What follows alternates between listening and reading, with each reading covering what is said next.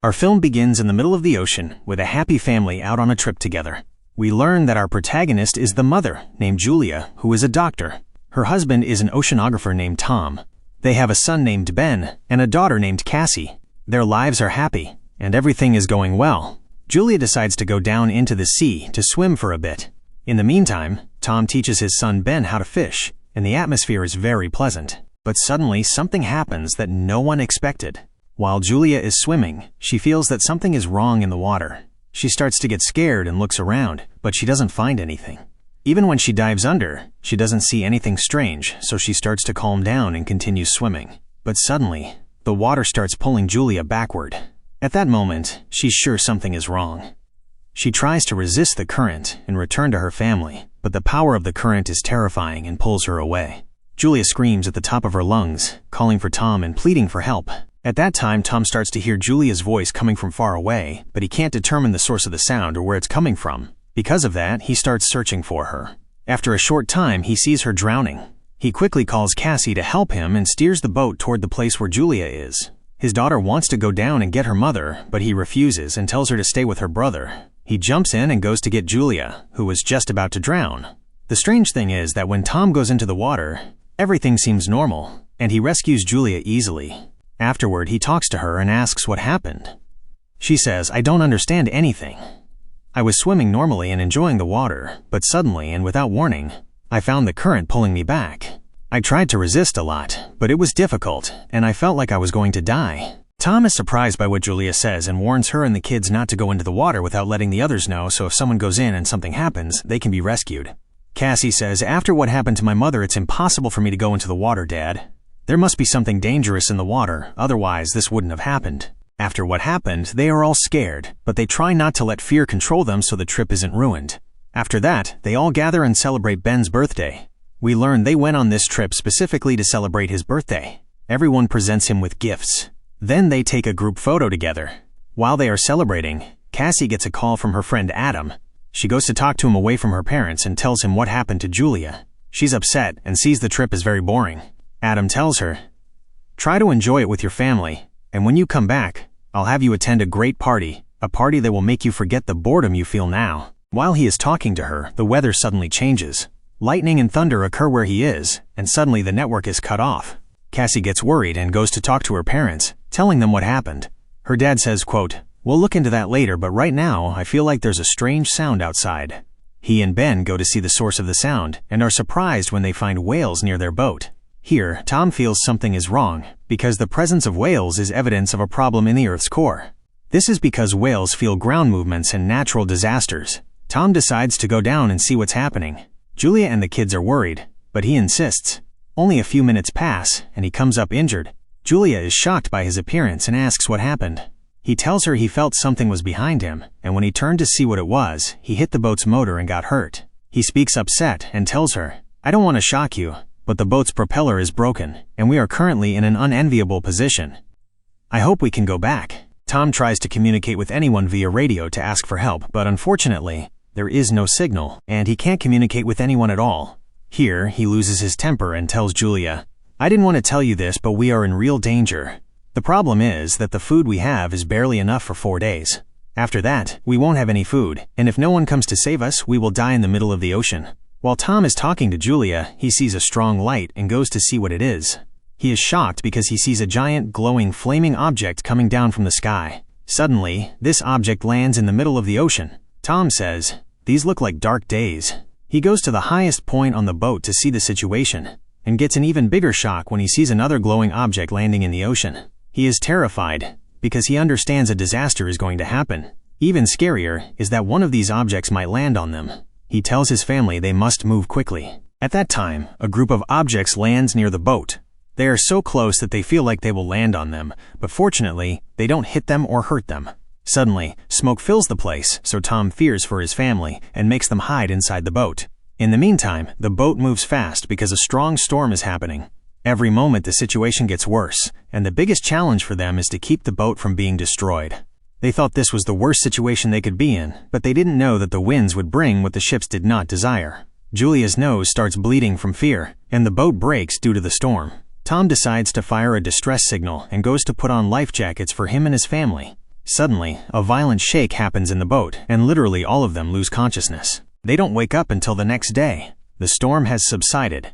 They notice a drop of water entering the boat, so they move around to see what happened. They are surprised to find the boat is literally destroyed, and no part is intact. But the strange thing is that they didn't sink. They don't understand how this happened, until they go to the surface of the boat and see dying fish. Here, they discover the disaster. The ocean has literally dried up. There isn't a single drop of water. From the shock, they turn and look around, unable to comprehend the situation. It's like a dream that couldn't possibly be real. Tom talks to his family and says, "My words might be strange, although nothing is stranger than the situation we are in. But it seems like we are at the end of the world. Most likely, most people have died. The only solution is to try to communicate with the people who survived the disaster." Afterward, he notices the compass direction is reversed. North is where south should be, and south is where north should be. All directions are messed up. He guesses that the oceans didn't dry up as he thought, but in reality, the oceans took the place of the land, and the land became the place of the oceans. This means all the people who are on land drowned, and only the people who are in the water are left. Cassie is shocked by her father's guess because it means her friend Adam died. Her mother tries to calm her, but she is devastated and keeps crying. Her mother says, "Wake up, you delusional girl. Instead of crying for him, cry for yourself. You are in an unknown place, and not only that, we have no food."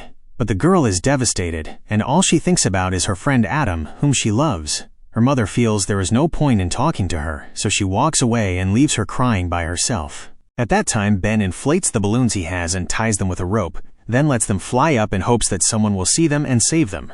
Tom is happy with what his son did and sees it as a smart idea.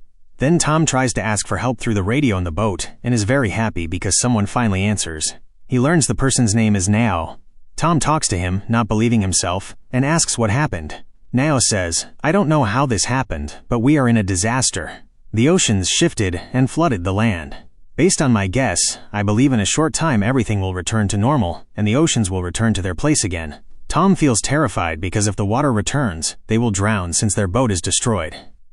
Tom talks to Nao, and when he learns Nao is a diver, he begs him to save his family and take them with him in his submarine. Nao says he has no problem as long as they reach his location, and he describes the exact location of the submarine and hangs up. After the call, Tom tries to reassure Julia that they can leave before the ocean returns to its place, but Julia sees that she is just screaming, and there is no hope. On the second day, Tom is surprised by a suspicious person approaching them. Tom goes to him and notices he has a weapon in his hand, so he fears him. He notices the man is injured and offers to have his wife treat him, letting him know Julia is a doctor. But the suspicious person doesn't answer, and keeps looking at the water in Tom's hand. Tom gives him the water, and the person takes it and drinks it all. Suddenly, he looks at Tom wickedly and hits him. Julia is near them and runs toward Tom, worried. In that moment, the suspicious person stabs Tom with the weapon. Julia stands frozen in shock. Even Ben, when he sees the scene, is shocked and can't move from his spot. The suspicious person goes to Julia to finish her off too. Julia is terrified and runs at full speed. While she is running, he throws the weapon at her and she is injured, but she resists and makes it to the boat. She quickly hides Cassie and Ben inside the boat. She tries to hold herself together to protect her children from this madman. She notices he is about to reach the boat, so she tries to hide in the bathroom, treats her wound, holds a weapon, and waits for him so she can stab him as soon as he approaches. At that time, the madman is eating as if he hasn't eaten in years. He walks while eating to search for Julia. As soon as Julia feels him near the bathroom, she is terrified and feels unnatural fear. Because of that, she goes outside the boat and hides so he won't see her. Then she walks, trembling. Suddenly, a mad dog approaches her and attacks her. Julia is about to collapse from terror and nervous exhaustion, but she holds herself together and kills the dog with the knife she has. She walks quickly to find a way to kill the madman. When the madman finds the dog killed, he breaks down because it was his only friend. In the meantime, Julia sneaks back into the boat to kill the criminal and stab him from the back, but he surprises her. He felt her presence and hid. As soon as she approaches him, he attacks her. At that time, Ben and Cassie are watching everything through a hole in the cabin. They want to go out and help their mother, but they stay in place because she asks them not to come out no matter what happens. At this moment, the madman drags Julia on the ground forcefully and hits her. Julia tries to resist, but his strength is terrifying, like an old fighter. He tries to strangle Julia and was about to kill her, but suddenly Cassie comes out of the cabin with a flare gun. She looks at the madman while she's scared. Julia encourages her until she fires the fire at him. The madman catches fire, and the whole place starts to burn. Julia and her children quickly get out. She goes to get the important things. The madman tries to grab her, but she pushes him and continues her way. Then she goes to Tom and sees her children sitting next to his body, devastated. She sits and cries next to them, in the peak of her sadness. Suddenly, she sees the madman coming out of the boat, so she gets even more terrified and pulls her children to leave quickly. Ben is unable to leave his father, so she says, "If you don't move, we will all join your father." She takes him and runs. Eventually, they reach a place to hide away from this madman. Cassie talks to Julia and says she feels the balloons are what showed the madman their location. Here, Ben breaks down even more and feels he is the reason for his father's death. Julia tries to calm him, saying, "It's not your fault, you just wanted to save us." Anyway, what happened was fate. The three of them decide that from this moment on, they must fight to live in this mad world. They start moving, and Ben sees a giant fish. He goes to see if it's edible. At that moment, Julia sees a shadow approaching. When she looks through the binoculars, she discovers the shadow belongs to the madman. She pulls them quickly and runs. The three of them run until they escape the madman. After they escape, Julia discovers Ben is dehydrated and must drink quickly or he will die. She takes out the water she has, but she gets a shock because Cassie left the bottle open, and only one drop is left. She gives Ben the remaining drop and argues with Cassie because they might die of thirst because of her. Cassie breaks down and says, "We're going to die anyway, whether we have water or not. Didn't you see how that madman killed my father?" Julia tells her, "Shut up. We will surely find a way to live." They continue their way until they find a plane submerged in the ocean. They decide to rest inside this plane and eat the chocolate Julia brought from the boat. Then they sit and cry for Tom, unable to accept that he is gone. Julia tries to calm her children and tells them how she met Tom and loved him. While she is telling the story, she feels she can't live without Tom and breaks down crying. After they all sleep, Cassie wakes up feeling suffocated, so she decides to sit outside alone for a bit. Suddenly, the madman comes from behind her and approaches slowly, wanting to finish her off. But Julia comes at the last moment and attacks him from his back. Then she keeps stabbing him with the knife she has, stabbing him multiple times to make sure he is finished for good. She goes into a state of hysteria, continuing to stab him even after he's dead, saying, "Take this! And this is for Tom." Cassie approaches her and says, "Enough, Mom," takes her, calms her down and tells her, "Let's go back to the plane." In the morning, they discover someone has eaten from the madman's body. The sight is terrifying. Julia tells them this means they are in danger and must move carefully, but they are surprised that Ben gets ahead of them. When they call him, he doesn't answer. He goes to drink from a pool of dirty water. Julia and Cassie are shocked and pull him away, saying they understand he can't handle the thirst, but if he drinks this way, he will die of disease. They continue their way and collect plastic to make a place to stay. Cassie sleeps from exhaustion, but Julia can't sleep. She goes to monitor the situation and is surprised by scorpion-like creatures approaching them in massive numbers. At that time, she feels fear because they have no weapons. She runs to Cassie and Ben, wakes them up and tells them they must move quickly. They all move quickly, running at full speed. While they are running, they see a place with other people. One of the people wants to help Julia, but those with her refuse because there is no safety and Julia and her kids might be a danger to them. They take the woman and go inside the place they made to live in, closing the door in Julia and her children's faces, even though Julia begs them for help. Here, Julia decides not to give up and makes her children climb to the top of the place. She tries to climb after them, but because of her age, her movement is slower. In that moment, the predatory creatures arrive and injure her legs. They were about to finish her, but Julia climbs up at the last second. The people on top try to kill the creatures, firing bullets, but the creatures' numbers are immense and bullets don't affect them. Julia and her children sit on the roof, terrified. Julia feels terrible pain in her legs because of the wound, but she decides to resist. She cuts her shawl and ties her leg. Suddenly, she collapses and loses consciousness. Cassie tries to wake her, but Julia feels the pain will defeat her. After some time, she wakes up and is shocked when she doesn't find Ben and Cassie next to her. She calls them loudly, but they don't answer. She worries something happened to them and goes down. Here, she discovers the predatory creatures finished off the people who refused to help them and even ate their flesh. She understands from the bodies that these are the same creatures that ate the madman. She takes the weapon they had and keeps calling for Ben and Cassie. At that time, Cassie comes and hugs her, happy she's still alive. She says they didn't abandon her, they just went to find someone to help save her because they tried to wake her many times and she wouldn't wake up. Julia tells them she is fine and hugs Ben. Then they decide to take over the place they are in and collect all the weapons to defend themselves. Julia treats herself with primitive methods. It's painful, but she endures. Afterward, they find water and drink, not believing they finally have water. They search the place well and find a radio. Here, hope returns to Julia. She communicates with Nao, whom she and Tom spoke to before. We notice Nao is also injured because he entered a battle with the predatory creatures and some humans who tried to take his food and water. Julia moves away from her children and tells him, "I don't care about my life. The important thing is that you save Cassie and Ben." He says he will try to save all three of them and sends a signal with a flare gun so they can determine his exact location. As soon as Julia sees the signal is near, she feels hope and moves with her children toward Nao. While they are walking, it rains, so they decide to walk next to the rocks for protection and to continue their way. But suddenly, something unexpected happens. The rocks they are walking next to start to collapse. As soon as the collapse happens, Julia fears for Ben and Cassie, so she pushes them away. Suddenly, a giant rock falls and blocks the path between them. Because of what happened, Julia is trapped alone. Cassie breaks down because there's no way to save her mother. Julia says, "I can't walk anymore. Escape with your brother and go to Nao. He will help you. Go, my daughter." Cassie breaks down even more and screams, saying she won't leave without her. Julia shouts at her, "You must go. Take Ben and leave right now." She breaks down crying, saying, "Please, daughter, go." Cassie understands her mother is sacrificing herself for them and shouldn't waste that sacrifice. She pulls Ben against his will, and they move at full speed until they reach the submarine. They keep knocking and calling for Nao. Suddenly, Nao appears, and Cassie is shocked by the number of wounds on his body. She thinks, "Is this the one who's going to save us?" He needs someone to save him. Nao says that based on his experience in oceanography, the water will return at any moment, and most likely they only have a few minutes. He advises them to get inside the submarine so they can live when the water returns. Here, Cassie feels hope that the nightmare will end.